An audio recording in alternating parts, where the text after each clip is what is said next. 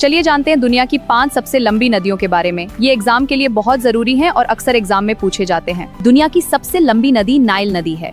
इसकी लंबाई लगभग 6,650 किलोमीटर मानी जाती है और ये अफ्रीका महाद्वीप में बहती है। नाइल नदी 11 देशों से होकर गुजरती है और मिस्र की जीवन रेखा मानी जाती है। इसके किनारे प्राचीन सभ्यता विकसित हुई थी। दूसरे नंबर पर अमेज़न नदी है। इसकी लंबाई लगभग 6,400 किलोमीटर है और यह दक्षिण अमेरिका के घने जंगलों से होकर बहती है। अमेज़न नदी दुनिया की सबसे चौड़ी नदियों में से एक है।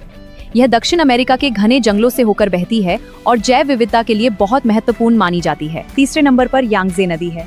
यह चीन में बहती है और इसकी लंबाई लगभग 6,300 किलोमीटर है। यह एशिया की सबसे लंबी नदी है और चीन की अर्थव्यवस्था के लिए बहुत महत्वपूर्ण मानी जाती है। चौथे नंबर पर मिसिसिपी मिसौरी नदी है। यह अमेरिका में बहती है और इसकी लंबाई लगभग 6,275 किलोमीटर है। यह नदी उत्तरी अमेरिका की सबसे लंबी नदी प्रणाली है और व्यापार और परिवहन के लिए बहुत महत्वपूर्ण है।